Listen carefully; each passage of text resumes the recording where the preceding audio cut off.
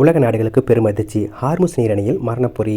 கடல் கன்னிவெடிகளால் கப்பல்கள் முடக்கம். ஈரான் வெளியிட்ட பகீர் வரைபடம்.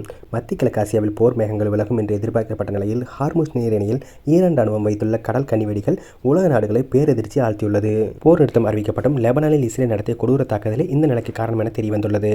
ஈரான் மீது அமெரிக்கா மற்றும் இஸ்ரேல் தொடுத்த 40 நாள் போர் கடந்த 7ஆம் தேதி ஒரு தற்காலிக போர் நிறுத்தத்திற்கு வந்தது. அமெரிக்க அதிபர் டொனால்ட் ட்ரம்ப் அறிவித்த இந்த இடைக்கால அமைதியை ஈரானும் ஒப்புக்கொண்டது. இதனால் உலக வர்த்தகத்தின் உயிர்நாடியாக விளங்கும் ஹார்முஸ் நீரிணை திறக்கப்பட்டு கப்பல் போக்குவரத்து சீராகும் என எதிர்பார்க்கப்பட்டது.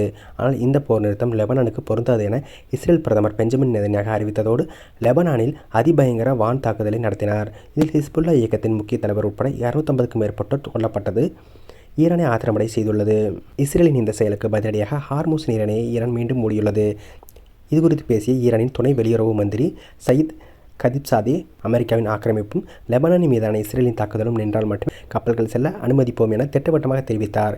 இருப்பினும் அதைவிட பெரிய ஆபத்தாக ஈரான் ராணுவம் ஒரு தகவலை வெளியிட்டுள்ளது. போரின் போது ஹார்முஸ் நீரிணை பகுதியில் ஏராளமான கடல் கன்னிவெடிகள் பொருத்தப்பட்டுள்ளதாகவும் அந்த வழியாக கப்பல்கள் செல்வது தற்போது தற்கொலைக்கு சமம் என்றும் அறிவித்துள்ளது.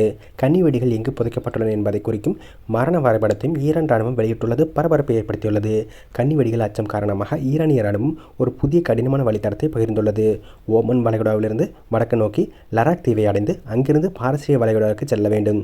வெளியேறும் கப்பல்கள் பாரசீக வளைகுடாவிலிருந்து லடாக் தீவின் தெற்கு பகுதியை வழியே ஓமன் வளைகுடாவை நோக்கி செல்ல வேண்டும். இந்த குழப்பமான மற்றும் அபாயகரமான சூழலால் போர் நிறுத்தம் அமலான முதல் நாளில் வெறும் 3 கப்பல்கள் மட்டுமே இந்த நீரிணையை கடந்துள்ளன. இதனால் கச்சா எண்ணெய் போக்குவரத்து கடுமையாக பாதிக்கப்பட்டு சர்வதேச சந்தையில் பெரும் பாதிப்பு ஏற்படும் அபாயம் உருவாகியுள்ளது. ஒருபுறம் பாகிஸ்தான் பிரதமர் ஷெபாஸ் ஷெரீப் போன்ற உலக தலைவர்கள் அமைதி பேச்சுவார்த்தையில் ஈடுபட்டாலும் லெபனானில் இஸ்ரேல் நடத்தும் தாக்குதல்களும் ஹார்முஸ் நீரிணையில் ஈரான் வைத்துள்ள கன்னிவெடிகளும் போர் நிறுத்தம் எந்த நேரத்திலும் முறியும் என்பதை காட்டுகிறது.